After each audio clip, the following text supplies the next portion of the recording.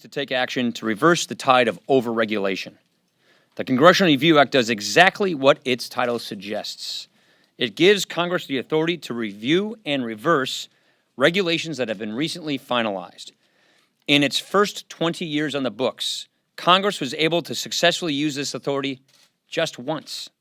But since President Trump took office, we have already sent 11 measures to his desk, and the Senate is acting on another one today.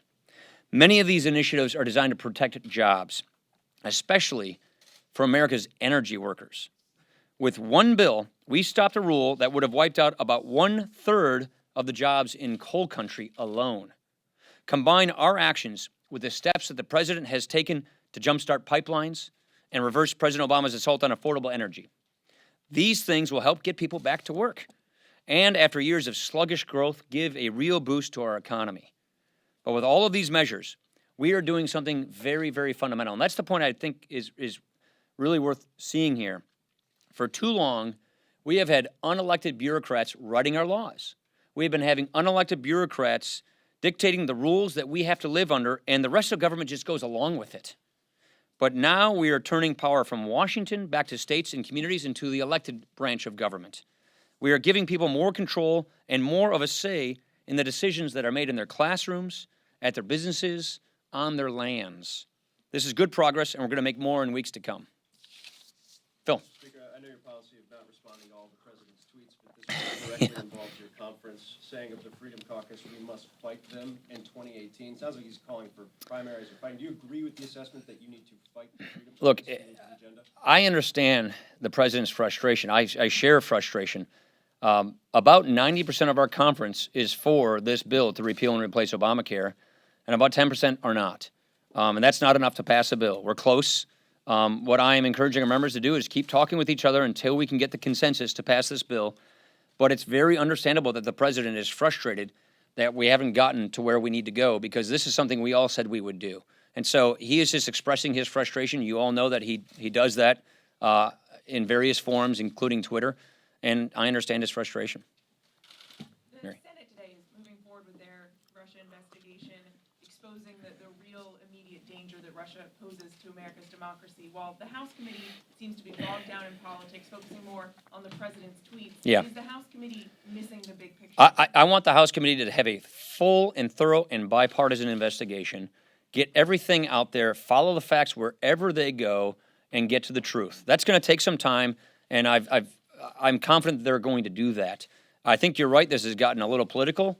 Let's take a pause, and let's just get all the evidence, all the documents, and find out what happened.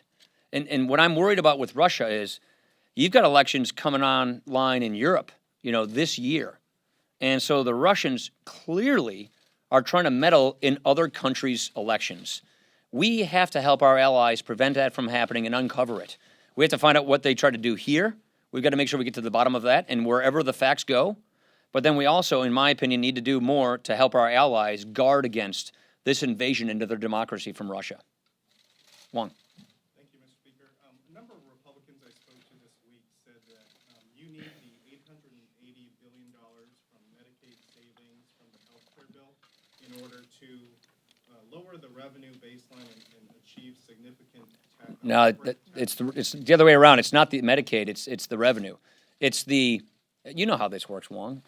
You're a budget guy. Nicholson, you guys. Do you agree that there is a direct correlation between the Medicaid? No, there is not a direct correlation. That's not correct. So somebody's misunderstanding how baselines work around here. The Medicaid savings, the spending baseline has nothing to do with tax reform. It's the revenue baseline. It's the Obamacare taxes that themselves affect tax reform. Here's the way the math works. If we repeal the Obamacare taxes, then that is a revenue baseline that we don't have to put into tax reform.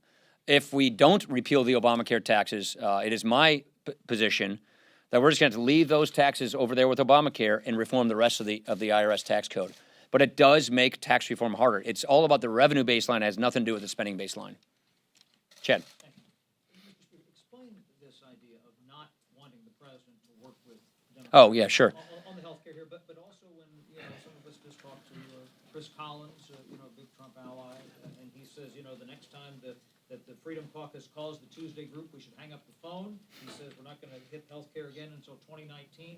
You say we're close. Why should anyone believe that? Well, because about 90% of our conference is there, and about 10% are not. 90% doesn't get you there if you do. That's exactly right. But what 95 does. So that's why I say we're close, because we are. Here's the point I'm making here. The Democrats aren't for repealing Obamacare. We are. We work with Democrats all the time. I mean, look, Patty Murray and I did a big budget agreement. I mean, so we have long histories of working with Democrats. But I don't think it's a stretch of the mind to suggest that the Democrats disagree with us on repealing Obamacare. They're not going to help us repeal Obamacare. That's my point. And so if we're going to do what we said we would do, which is repeal and replace Obamacare and save the American healthcare system, something tells me the Democrats aren't going to help us repeal Obamacare. They're the ones who created it in the first place. Yeah. Mr. Speaker, on fiscal 17, will you send an 11 bill omnibus to the House? Will it fund the wall, and will it contain? The bill hasn't been completed yet. The appropriators are still negotiating, so it's premature to get into the contents of the bill. We've already done DOD, so there's 11 other bills that we would pass. The question is it one bill, two bills? I think that's one for the Senate to decide how they're going to package the bill. It's really about kind of their calendar and how they work. But our goal is to work on the rest of the bills, and that's what our appropriators are negotiating. Those negotiations aren't done, so it'd be premature to get into the contents of those bills. Think that you're going to send them a spending wrap-up? Is that? Yeah, I think that's right. We've already sent them DOD, and I anticipate we'll send them the rest. How should House Republicans approach their lawsuit on the Affordable Care Act, given that the law remains in place? Would taking those cost-sharing reductions away destabilize the market? Well, yes, and you all right over there? Okay, Dan, that didn't sound too good. Is you okay? Yes, I think the answer is yes on your last part, but the lawsuit's going to take some time. This is a separation of powers issue, and I don't know when the lawsuit's going to get wrapped up. This I think it goes into May. If we end up going to court, that could take us months. So it's just a continual. It's just currently an unresolved issue. But if the payments should be continued and the Trump While the lawsuit is being litigated, then the administration funds these benefits. That's how they've been doing it, and I don't see any change in that. Yeah. Follow up on that, you just said that the $7 billion, that this would destabilize the market if this lawsuit is successful. So why not drop the lawsuit, or why not work Well, we don't want to drop the lawsuit because we believe in the separation of powers. We believe in Congress retaining its lawmaking power. But this lawsuit hasn't run its full course. While this lawsuit is running its course, the administration is exercising their discretion with respect to CSRs. Our plan A here is to repeal and replace Obamacare and have that transition occur where these markets are stabilized, and that's what we hope to achieve. Last Yeah. question. So the House bill seems to be a little bit in limbo, and you're encouraging members to talk to each other. Will you commit that there will be another vote on this bill or a similar bill? I'm not going to commit to when and what the vote's going to look like because it's my job to help make sure that House Republicans can coalesce and come together and draw consensus. What I'm encouraging our members to do is figure out what solutions get us to a bill that everybody can vote for and pass. That's the kind of conversations that are occurring. This is too big of an issue to not get right. And so I'm not going to put some kind of artificial deadline on saving the American healthcare system from an oncoming collapse. I just think it's too important. Let's forget about all the Beltway talk here and think about there are families that are hurting. There are families that aren't getting the kind of health care they need. Premiums are going up double digits.